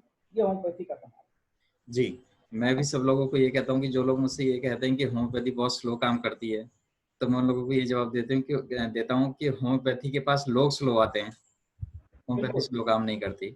जब सब कुछ वो आ जाते हैं। जी, क्योंकि कई केसेस हमारे पास ऐसे हैं जो बहुत ही लो फर्टिलिटी के हैं, 0.34 AMH पहुंच गया है and they are pregnant. Tuberculosis के बारे में मैं कुछ और भी क्लियर कर दूं कि इंडिया में ट्यूबरकुलोसिस इतना ज़्यादा फैला हुआ है, ऑलरेडी सबकी फैमिली हिस्ट्री में कहीं ना कहीं ट्यूबरकुलोसिस मिल जाता है। और ट्यूबरकुलर म्याज की बात करें और ट्यूबरकुलोसिस की बात करें तो दोनों चीज़ें अलग हैं। म्याज एक थ्योरी है और ट्यूबरकुलोसिस एक डिजीज काउंट करते हैं मॉडर्न मेडिसिन में।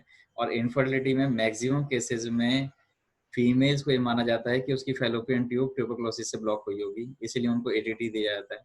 बहुत सारे ऐसे लोग हैं जिनको पॉजिटिव भी नहीं आया, मेरे पास ऐसे केसेस हैं जिनको कोई टेस्ट पॉजिटिव नहीं आया, उसके बाद भी उनको एटीटी दी गई, जिसकी वजह से होता क्या है कि वो लोग ये मानते हैं कि जो फैलोपियन ट्यूब के अंदर सीलियाज हैं वो डेड हो जाते हैं, जिसकी वजह से जो ओवम है वो वहाँ तक नहीं पहुँचता। जब मैंने पीसीओएस पे आपको सब बताया था तो इस पूरे ट्रैक के बारे में बताया था कि कैसे काम होता है। तो हमें ये नहीं सोचना चाहिए कि सिर्फ एक ओवरी का दोष है या फैलोपियन ट्यूब का दोष है, वो दोष कुछ और भी हो सकता है। Holistic approach. हाँ जी, बहुत सारे लोगों में तो हमने विटामिन सी के सप्लीमेंट पे भी फैलोपियन ट्यूब्स को रीजनरेट किया है।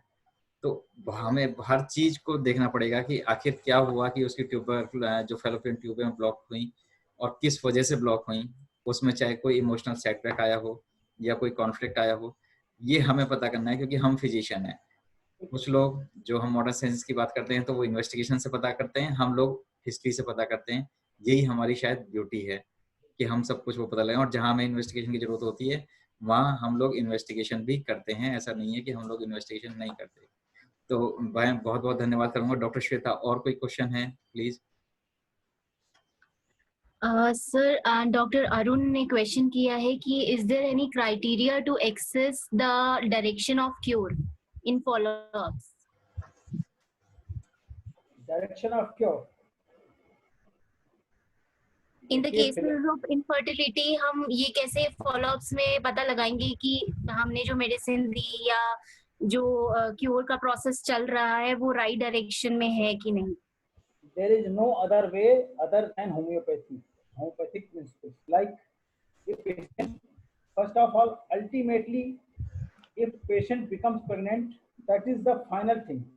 In between, to continue the treatment, we can assess only mental symptoms. Physically, there is not much things. There are certain parameters which improves with the time of things. Physiologically, like I have a patient who has very low AMH and all these things, and it improves with the treatment. But most of the time, we get only mental symptom, and finally, pregnancy is the final thing which we can know कि भाई pregnant हो गई तो मामला खत्म। देखिए, जहाँ तक क्योर की बात है तो मैं आप सब लोगों को बता दूं कि हम लोग क्या क्योर करने जा रहे हैं, इसके बारे में पता होना चाहिए।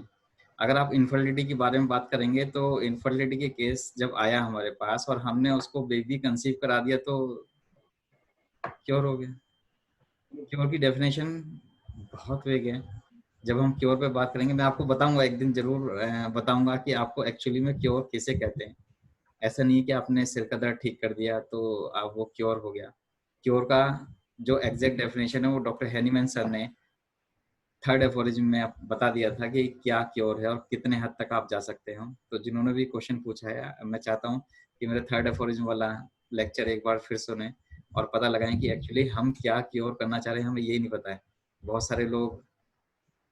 सारे लोग अभी भी कंफ्यूज हैं। इनफर्टिलिटी में क्योर का मतलब है कि बच्चा हो गया। ये हमारे पास सबूत है ना कि हमारे पास चाइल्डलेस कपल आया और हमने चाइल्ड दे दिया, तो ये क्योर की तरफ ही बात हुई। तो क्योर की और बहुत सारी डेफिनेशंस हैं। डॉक्टर हैनी में थर्ड एफोरिज्म में बहुत कुछ कह दिया था, बहुत कुछ। मुझे लगता है कि सारी बातें उन्होंने अपने इसी एफोरिज्म में कह करके अपनी सारी टर्म एंड कंडीशन को यहीं मनवा लिया। और मैं फिर भी बताया था कि व्हाट द फिजिशियन परसीव्स, ये सबसे जरूरी है किसी भी केस में। आप वो चाहे कोई सा भी केस हो, चाहे इनफर्टिलिटी का हो, पीसीओएस का हो, क्योंकि अब हम 2008 से जो पीसीओएस पे काम कर रहे हैं तो हमारे पास पिछले 3-4 सालों से इनफर्टिलिटी के केसेस भी आ गए, बहुत अच्छे ठीक हो रहे हैं।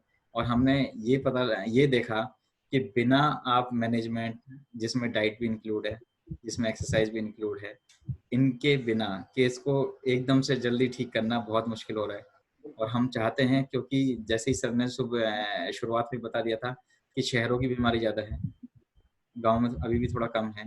और इनफर्टिलिटी के केसेस इसलिए ज़्यादा हैं क्योंकि हम लोग स्ट्रेस ज़्यादा ले रहे हैं, हम लोग एक्सरसाइज कम कर रहे हैं, हम लोग बिजी हो गए हैं। और सबसे बड़ी बात ये है कि हमने अपने मन में बैठा लिया है कि जब हम चाहेंगे जब बच्चा होगा, और जब नहीं चाहेंगे तब नहीं होगा। तो ये भगवान की देन है।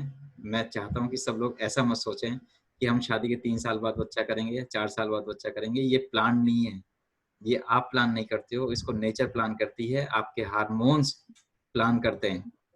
3 साल में, 4 साल में आपका, अगर आपके हार्मोन्स, जैसे सर ने बताया कि लिमिटेड ओवाज हैं, ओवरी लिमिटेड है, उसके सीलियाज लिमिटेड हैं, सब लोग बूढ़े होते हैं, सब लोग खराब होते हैं। तो टाइम के साथ साथ सब कुछ बदलता जाता है।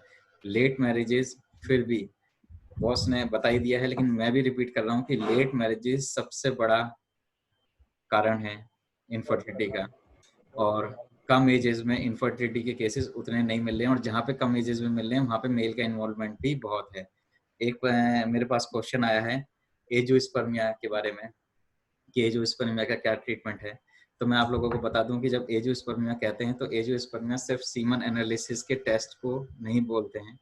और पहले ये माना जाता था कि हमने सीमन एनालिसिस कराया और उसमें अगर कोई भी स्पर्म नहीं दिखा तो हम लोग मानते थे कि एजियोस्पर्मिया है, लेकिन अब ऐसा नहीं है। अब जब तक टीसा या मीसा प्रोसेस ना हो जाए और आपकी टेस्टिस में बायोप्सी से एक भी स्पर्म ना मिले, तब हम ये काउंट करते हैं कि एजियोस्पर्मिया है। और ऐसा नहीं है कि आपने सीमन का सिर्फ एक बार चेक कराया और एजियोस्पर्मिया आ गया। उसके बाद भी ये देखना है कि कितने हेड्स हैं, कितना हेड खराब है, कितना टेल खराब है, इन सब की भी पर्टिकुलर अलग अलग मेडिसिन हमारी होम्योपैथी में अवेलेबल है। ये मैं आपको बता रहा हूँ कि जब हम काम करते हैं इनफर्टिलिटी पे तो हम स्पर्म के हेड को चेक कराते हैं, हम उसकी टेल को चेक कराते हैं, हम उसकी नेक को चेक कराते हैं, उसकी परसेंटेज देखते हैं और उसके बाद मेडिसिन देते हैं। और ये जरूरी नहीं कि थेरेप्टिक्स हो, कॉन्स्टिट्यूशनल मेडिसिन भी उसी पे बेस्ड आ जाती है, क्योंकि अगर आपने पूरा स्ट्रक्चर पढ़ा है स्पर्मेटोजेनेसिस का तो आपको पता लग जाएगा कि कॉन्स्टिट्यूशनली कहाँ पे स्पर्मेटोजेनेसिस खराब हुई, उसके साथ क्या हुआ होगा। तो ये एक बहुत डीप एक्शन है होम्योपैथी का। एक क्वेश्चन और है, जिन्होंने ये कहा है कि आपने सर CPR 30 को बार बार रिपीट किया, तो उसके बारे में लोग जानना चाहते हैं कि कुछ, क्योंकि बहुत सारे ऐसे लोग हैं जो सिंगल मेडिसिन के लिए काम करते हैं और वो चाहते हैं कि सिर्फ सिंगल मेडिसिन दें, और CPR को आपने रिपीट क्यों किया, इसके बारे में जानना चाह रहे हैं। दरअसल हमने अपने अनुभव में पाया कि ये CPR रिपीट करने पर काम करती है। बाकी तो जो सच है, जो हमने किया है वही हमने बताया है। प्रिंसिपली मैं बता सकता था कि 30 दिया और 15 दिन इंतजार किया, 2 महीने इंतजार किया। ऐसे केसेज आपने भी डॉक्टर दीपक देखे होंगे, हमको भी अंतिम पढ़ाने कई लोग आए थे। भाई साहब एक बड़े विद्वान आदमी थे, उन्होंने बोला साहब मैंने पेशेंट को माइका 30 दिया और उसका विटिलाइगो 2 साल तक ठीक होता रहा, एक डोज सिंगल दिया। तो सच बोलना जरूरी है, क्योंकि जो लोग सुन रहे हैं या जो पार्टिकुलरली जो सीनियर्स हैं, आप तो समझते हो इस चीज को, और जो जूनियर्स हैं, जो स्टूडेंट्स हैं, दूसरे लोग सोच रहे हैं, उनको सही चीज पता होनी चाहिए। फर्जी बातें करने का कोई अर्थ नहीं बनता है। जो हमने दिया है वो बताया, रिपीट इसलिए किया है कि अनुभव में हमने पाया कि इसका रिस्पॉन्स अच्छा है। जी, मैंने आप सब लोगों को पहले ही बता दिया था कि जो बॉस ने किया है वही बताया है। और मैं तो ये मानता हूँ कि अगर बॉस ये कह देते कि मैंने CPR 30 की 1 डोज दी थी, तो आप कैसे क्लेम कर सकते थे? कम से कम बॉस ने बता दिया कि मैंने ये रिपीटिशन किया और ऐसे किया। और वाकई में हमें जब पोटेंसीज की बात करते हैं और रिपीटिशन की बात करते हैं, तो मैं अपने सारे स्टूडेंटों को एक बात बताता हूँ कि पोटेंसी देना एक बिल्कुल बेलदार, या मतलब जो आपने मजदूर देखे होंगे, जैसे एक दीवार तोड़ता है या मकान तोड़ने के लिए कोई मजदूर आता है, तो पहली बार जब वो सीखता है तो उसको ये नहीं पता होता कि मकान कहाँ से तोड़ना है, कहाँ पे कितना हथौड़ा मारना है, लेकिन वो एक्सपीरियंस होने के साथ साथ वो मकान को बहुत अच्छी तरह तोड़ पाता है। तो ऐसे ही सेम डॉक्टर्स के साथ है, होम्योपैथिक डॉक्टर्स के साथ, कि वो पोटेंसी का सिलेक्शन जो है वो अपने एक्सपीरियंस के साथ करते हैं। और मैं कहता हूँ कि हर तरीके से ट्राई करो, कैसे भी ट्राई करो, लेकिन सिर्फ होम्योपैथी ट्राई करो, चाहे वो सिंगल हो चाहे मल्टीपल। आप हो सकता है कि सिंगल मेडिसिन पे उतने जल्द ना मिल पा रहे जहाँ मल्टीपल डोजेस पे मिल जाते हैं। हमें भी कई बार रिपीटिशन करना पड़ता है, क्योंकि दीवार को तोड़ने के लिए कितनी बार हथौड़ा मारना है ये हमें डिसाइड करना है, ये कोई और डिसाइड नहीं करेगा। ये जरूरी नहीं कि आपने एक हथौड़ा मारा और पूरा मकान गिर गया, ऐसा नहीं हो सकता। ये हम पे डिपेंड करता है कि हम क्या करते हैं। भारती दिगराज लिखती हैं कि काउंसलिंग इज जरूरी पार्ट है, और वाकई में बिना काउंसलिंग के आप कोई भी केस, सिर्फ इनफर्टिलिटी नहीं, कोई भी केस बिना काउंसलिंग के, बिना डाइट मैनेजमेंट के आप ठीक नहीं कर सकते। फॉर मोस्ट इम्पोर्टेंट जी, AMH के बारे में भी क्वेश्चन है, और भी बहुत सारे क्वेश्चन है सर, और मैं इनको सॉल्व करूंगा धीरे धीरे। एक रोबल सिंह जी हैं जो हमसे कुछ शेयर करना चाहते हैं। रोबल सिंह जी, अगर आप हैं तो प्लीज, आपकी वीडियो शायद नहीं हो रही है, मैं आपको अनम्यूट कर रहा हूँ, प्लीज आप शेयर करिए क्या आप बोलना चाह रहे हैं। Good evening doctor Deepak and doctor RK Singh. Good evening sir. मैं आप लोगों से शायद बहुत जूनियर हूँ प्रैक्टिस में, और डॉक्टर RK सिंह के आज सेमिनार सुन के बहुत अच्छा लगा। और उनकी अप्रोच से मैं जो थायोसाइनाम मैंने जो सीखा है कि मैं जरूर अपनी प्रैक्टिस में इसको अप्लाई करने की कोशिश करूंगा। एक केस सॉल्व हुआ था इन प्राइमरी इनफर्टिलिटी का, बस मैं उस पर आ रहा हूँ कि कई बार केस टेकिंग एक अलग बहुत पार्ट है। बिना पेशेंट देखे कई बार एक कीनोट भी हिट कर जाए तो आपका पूरे का पूरा केस सॉल्व हो जाता है। बस एक केस आप सबके साथ शेयर करूंगा ताकि एक और ज्यूल हम सबको और शेयर करने को मिल जाए। जी, मैं जम्मू में पोस्टेड था, तो वहाँ पे एक गांव से लेडी का केस आया था प्राइमरी इनफर्टिलिटी का। 11 साल की शादी हो गई थी लेकिन कोई इशू नहीं हुआ था, और फर्स्ट एक मिसकैरेज हुआ था एट 6 मंथ। उसके बाद रेगुलर मतलब ट्राई करने के बाद भी 11 साल हो गए थे, कोई कंसेप्शन रिजल्ट नहीं कर रहा था। कपल के सारे टेस्ट नॉर्मल थे, मेल के भी सब टेस्ट नॉर्मल थे और लेडी के भी सब टेस्ट नॉर्मल थे। उन्होंने डिस्ट्रिक्ट जो आपके हॉस्पिटल्स होते हैं, गवर्नमेंट हॉस्पिटल्स, वहां से सारे टेस्ट करवाए, सब नॉर्मल थे। उन्होंने कह दिया आपकी प्राइमरी इनफर्टिलिटी का केस है, नहीं हो पा रहा, आप लोग IVF करवाइए। उन्होंने 3 बार IVF भी करा लिया लेकिन कोई उनको सक्सेस नहीं मिला, और पर IVF ट्रीटमेंट उन्होंने 4 लाख रुपए खर्च करे थे, यानी कि 12 लाख रुपए वो लोग खर्च कर चुके थे। तो मेरे पास सिंस मैं वहाँ था तो डॉक्टर है तो वो मेरे अंडर काम करता था, तो उन्होंने कहा था सर आप डॉक्टर हैं, आप कुछ देखिए। मैंने सिर्फ उनसे कहा आप अपनी रिपोर्ट्स लाइए। रिपोर्ट देखा तो रिपोर्ट में कुछ भी अब नॉर्मलिटी नहीं मिली, ना मेल में ना फीमेल में। केस हम लेने बैठे तो सिंस गांव की लेडीज थी तो बहुत शाई होती हैं, तो केस उन्होंने बहुत ओपनली दिया नहीं, और मैं ऐसा कुछ परसीव नहीं कर पाया केस में कि जिसके ऊपर मैं अपनी प्रिस्क्रिप्शन बेस कर पाऊँ। तो आप ये किस्मत कह लीजिए या कोइंसिडेंस कह लीजिए, मैं एनएम चौधरी की बुक पढ़ रहा था, अपने डॉक्टर एनएम चौधरी की, और वो मेरी फेवरेट बुक है। जब भी मैं कहीं कंफ्यूज होता हूँ तो मैं डॉक्टर एनएम चौधरी को रीड करता हूँ। सो कैलकेरिया काप अगर हम जाएं डॉक्टर एनएम चौधरी में, तो एनएम चौधरी डॉक्टर साहब जो है वो जिस्ट देते हैं हर ड्रग का पॉइंट्स के फॉर्म में, अपनी हर ड्रग से पहले अपनी बुक में। तो एनएम चौधरी में जो लास्ट जो पॉइंट है, मेरे को उसकी क्लियर इंग्लिश नहीं याद आ रही, उसमें लिखा हुआ है primary infertility with no obvious cause. मेरे को ये चीज थोड़ी क्लिक कर गई, मैंने कहा लेट्स ट्राई। मैंने कैलकेरिया काप 30 की एक डोज दी, और आज उस लेडी के घर में 2 साल का बेटा है। बहुत अच्छे हैं डॉक्टर साहब, बहुत अच्छे। डॉक्टर साहब मैं आपको एक बात बता दूं कि हम लोग यहाँ पे कोई जूनियर सीनियर नहीं है, सब लोग एक दूसरे के साथी हैं, सब लोग एक दूसरे से सीख रहे हैं। तो बहुत बहुत धन्यवाद, आपने इतनी अच्छी शेयरिंग करी। डॉक्टर एनएम चौधरी सर को मैं भी पढ़ता हूँ, इतनी अच्छी बुक है, क्लिनिकल्स के लिए तो बहुत बढ़िया है। जब आपको कहीं भी फंस रहे हो और आपको लगता है कि मैं केस टेकिंग भी नहीं कर पा रहा हूँ, बस मुझे सिम्टम नहीं मिल रहे हैं, तो डॉक्टर एनएम चौधरी को आप फॉलो करो, बहुत ही बढ़िया। मैं एक चीज और शेयर करूंगा डॉक्टर दीपक एंड सबके साथ। जब ये रिजल्ट मुझे मिला तो मुझे खुद आश्चर्य हुआ कि ऐसा कैसे हो सकता है, एक ड्रग है। और आप मानेंगे क्योंकि वो दूर से मैंने लेडी से फोन पे बात करी थी, मैंने कभी देखा नहीं। तो जब उनका बेटा हो गया और मैं दोबारा वहां पे गया तो उन्होंने मुझे घर पे इज्जत देने के लिए चाय पे बुलाया। तो मैंने पहली बार उस लेडी को देखा जिनके बेटा हो चुका था, तब वो बेटा 6 महीने का हो गया था।